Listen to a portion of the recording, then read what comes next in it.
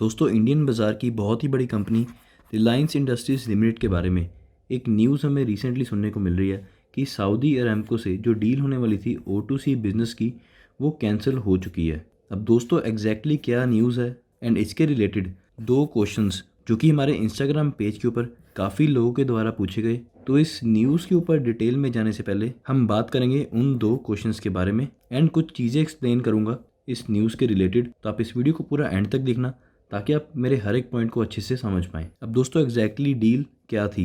आपको पता है रिलायंस इंडस्ट्रीज़ के मेजर 3 बिजनेसेस हैं।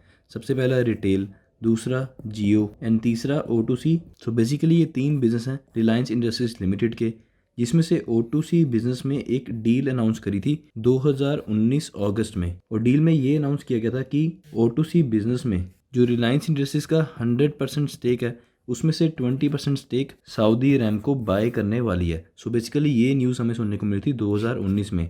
उसके बाद आप लोगों को पता है कि 2020 में हमें कोविड देखने को मिला। तो कोविड के चलते जो रिलायंस का O2C बिजनेस था वो हमें काफ़ी इफ़ेक्ट होता हुआ नज़र आया, जिसके कारण इस डील के रिलेटेड चीज़ें हमें काफ़ी पोस्टपोन होती हुई नज़र आई। एंड 2021 तक हमें ये डील पोस्टपोन होती हुई नज़र आई, यानी कि कोई फाइनल अनाउंसमेंट सुनने को नहीं मिली थी इस डील के रिलेटेड। बट एक अनाउंसमेंट जो करी गई थी मुकेश अंबानी जी के द्वारा कि 2021 की एंडिंग तक इस डील के रिलेटेड एक फाइनल अनाउंसमेंट जरूर सुनने को मिलेगी। सो बेसिकली ये पूरी कहानी है जो कि हमें 2019 से सुनने को मिल रही है अब तक की। अब इसके बाद अगर हम न्यूज़ के ऊपर डिटेल में जाएं, जो न्यूज़ हमें कल से सुनने को मिल रही है, यानी कि जो रीसेंट न्यूज़ इस डील के रिलेटेड सुनने को मिल रही है, तो आप लोग यहाँ पर देख सकते हैं Reliance withdraws NCLT application for segregation of O2C business. दोस्तों, NCLT क्या होता है? आप लोग बोल सकते हैं एक तरह का कोड होता है कंपनीज़ के लिए, यानी कि कॉरपोरेशंस के लिए। तो कॉरपोरेशंस में जो भी डिस्प्यूट्स होते हैं वो NCLT के द्वारा सॉल्व यहाँ पर किए जाते हैं। तो रिलायंस इंडस्ट्रीज़ ने NCLT को जो एप्लीकेशन डाली थी कि हम अपने O2C बिजनेस को सेल करना चाहते हैं सऊदी अरामको को, यानी कि जो भी इस डील के रिलेटेड एप्लीकेशन थी NCLT को डाली गई थी, क्योंकि NCLT की परमिशन के बिना ये स्टेक सेल नहीं किया जा सकता था सऊदी अरामको को। तो वो एप्लीकेशन रिलायंस ने अभी विड्रॉ कर ली है। एंड साथ ही साथ में एक और अनाउंसमेंट हमें सुनने को मिली है कि ये डील कैंसिल नहीं हुई है। जैसा कि ये डील आप लोगों ने देखा 2019 में हमें स्टार्ट होती हुई नज़र आई थी, यानी कि इस डील के रिलेटेड जो बातचीत स्टार्ट हुई थी, बट उसके बाद काफ़ी चीज़ों के कारण ये डील पोस्टपोन होती गई एंड होती गई। तो करेंटली जैसा कि आप मान लीजिए उस टाइम पर एक एग्जांपल लेते हैं कि सऊदी अरामको ने बोला था हम 100 या फिर हम 1000 करोड़ आपको देंगे और आपका 20% स्टेक बाय करेंगे। बट उसके बाद आज की डेट में काफ़ी चीज़ें चेंज हो चुकी हैं। तो Reliance industries limited and Saudi Aramco का दोनों ने म्यूचुअली ये डिसाइड किया है कि इस डील को हम री इवेल्युएट करेंगे, क्योंकि आज की डेट में इसकी वैल्यूएशन 1000 करोड़ नहीं बनती है, इससे ऊपर की या इससे नीचे की बनती है, क्योंकि 2 साल से ज़्यादा हो चुके हैं इस डील की बातचीत को चलते एंड अब की वैल्यूएशन चेंज हो चुकी है। तो ये डील एक तरह से आप लोग बोल सकते हैं पुरानी डील कैंसिल हो चुकी है एंड नई डील फिर से होगी और नई इवेल्युएशन पे होगी। एंड यही अनाउंसमेंट हमें यहाँ पर सुनने को मिल रही है कि Reliance industries announced that due to evolving nature of Reliance business portfolio, Reliance and Saudi Aramco have mutually determined that it would be beneficial for both parties to reevaluate the proposed investment in O2C business। तो वही चीज़ दोस्तों यहाँ पर बोली गई है जो अभी रिसेंटली मैंने आपको एक्सप्लेन करी है।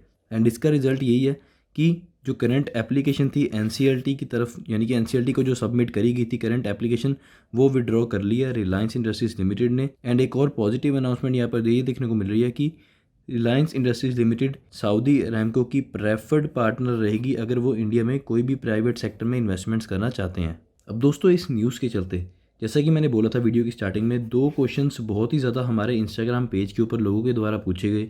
तो उन 2 क्वेश्चन में से पहला क्वेश्चन ये था कि ये न्यूज़ नेगेटिव है या पॉजिटिव न्यूज़ है, क्योंकि हमें यहाँ पर डील कैंसिल होती हुई भी नज़र आ रही है एंड नई डील की होने की संभावना भी नज़र आ रही है, क्योंकि री इवेल्युएशन की यहाँ पर बात चल रही है। तो दोस्तों, यहाँ पर हर किसी का अपना एक पॉइंट ऑफ व्यू होता है कि इसको नेगेटिव कंसिडर करना है या पॉजिटिव कंसिडर करना है। बट अगर आप मेरे पॉइंट ऑफ व्यू की बात करें तो मेरे अकॉर्डिंग ये एक नेगेटिव न्यूज़ नहीं है, बट इसे मैं एक पॉजिटिव न्यूज़ भी नहीं बोलूँगा, क्योंकि पॉजिटिव न्यूज़ तब होगी जब ये डील फाइनली हो जाएगी। बट इसे मैं नेगेटिव न्यूज़ कंसिडर नहीं करूँगा, क्योंकि पुरानी डील हमें ज़रूर कैंसिल होती हुई यहाँ पर नज़र आई है, बट ये नहीं बोला गया कि ये डील अब फाइनली कैंसिल ही हो चुकी है। हालांकि हमें ये सुनने को मिल रहा है कि इस डील को री इवेल्युएट किया जाएगा, यानी कि नए कंडीशंस पर, नए प्राइसेस पर ये डील अभी भी हो सकती है। तो इसलिए मैं इसे नेगेटिव न्यूज़ तो बिल्कुल भी कंसिडर नहीं करूँगा। एंड पॉजिटिव मैंने आपको बताया कि मैं इसलिए नहीं कंसिडर करूँगा क्योंकि अभी फाइनल अनाउंसमेंट अगेन हमें सुनने को नहीं मिली है। जिस दिन फाइनल अनाउंसमेंट सुनने को मिलेगी उस दिन हम बोल सकते हैं कि ये पॉजिटिव न्यूज़ है रिलायंस इंडस्ट्रीज़ के लिए। एंड दोस्तों, दूसरे क्वेश्चन की बात करें जो कि मोस्टली रिटेल इन्वेस्टर्स के द्वारा हमारे इंस्टाग्राम पेज के ऊपर पूछा गया, वो ये कि क्या मंडे को ये स्टॉक हमें डाउन जाता हुआ नज़र आ सकता है, यानी कि इस स्टॉक में हमें गिरावट देखने को मिल सकती है। एंड क्या हम अपने स्टेक को यानी कि अपनी होल्डिंग को सेल कर दें। तो दोस्तों, आप लोग मुझे एक बात का यहाँ पर आंसर दें कि जब आपने रिलायंस इंडस्ट्रीज़ लिमिटेड में इन्वेस्टमेंट करी थी तब क्या सऊदी अरामको से डील होने वाली थी? नहीं ना। अगर आप पुराने इन्वेस्टर हैं, यानी कि अगर आपने 3-4 साल पहले से इन्वेस्टमेंट करी है, तो उस टाइम पर जो रिलायंस इंडस्ट्रीज़ का बिज़नेस था आज की डेट में भी वही बिज़नेस है। एंड अगर आपने मान लीजिए डील की अनाउंसमेंट के बाद भी, यानी कि 2019 के बाद भी इन्वेस्टमेंट करी है रिलायंस इंडस्ट्रीज़ के अंदर, तो ऐसा तो नहीं होगा बिल्कुल भी कि आपने इस डील की अनाउंसमेंट को देखकर इन्वेस्टमेंट करी है। ऑब्वियस सी बात है, आपने कंपनी के बिजनेस को देखकर कंपनी के अंदर इन्वेस्टमेंट करी है, राइट। तो अगर ये डील नहीं भी होती है, रिलायंस इंडस्ट्रीज़ का बिजनेस तो अभी भी वही है, वही फंडामेंटल्स है कंपनी के। हम मान लेते हैं कि ये डील फाइनली कैंसिल ही हो जाती है एंड फ्यूचर में नहीं होने वाली है, तो फिर भी मेरे अकॉर्डिंग आप लोगों को इससे कोई फ़र्क नहीं पड़ना चाहिए क्योंकि कंपनी का वही बिजनेस है। वैसे ही कंपनी ग्रोथ फ्यूचर में दिखाती रहेगी जैसे कि अब तक कंपनी ने दिखाई है मेरे अकॉर्डिंग, जब तक कंपनी के फंडामेंटल्स अच्छे रहेंगे। एंड अगर ये डील हो जाती है तो एक पॉजिटिव बात होगी सभी इन्वेस्टर्स के लिए एंड कंपनी के लिए भी। बट अगर ये डील नहीं होती तो इसके चलते आपको अपने स्टॉक्स को सेल नहीं करना है क्योंकि कंपनी का वही बिजनेस है जिसको देखकर आप लोगों ने इन्वेस्टमेंट करी थी। तो ये दो क्वेश्चंस बहुत से लोगों के द्वारा हमें पूछे जा रहे थे। आई होप कि मैंने आपके दोनों क्वेश्चंस का आंसर यहाँ पर कर दिया है। एंड अगर आप लोगों की कोई और भी क्वेरी है, आप लोग हमारे इंस्टाग्राम पेज के ऊपर मैसेज करके, जिसका लिंक आपको नीचे डिस्क्रिप्शन में मिल जाएगा, तो आप लोग वहाँ पर क्वेरीज पूछ सकते हैं। हम सबकी क्वेरीज को आंसर करने की पूरी कोशिश करते हैं। आशा करता हूँ कि आपको आज की ये वीडियो अच्छी लगी होगी रिलायंस इंडस्ट्रीज़ के रिलेटेड एक छोटी सी अपडेट पर। एंड अगर आप ऐसी ही मार्केट की डेली अपडेट्स को मिस नहीं करना चाहते, मेक श्योर मेरे चैनल को सब्सक्राइब करके बेल आइकन पर क्लिक करके नोटिफिकेशंस को ऑन कर लें। धन्यवाद दोस्तों आज की इस वीडियो को देखने के लिए।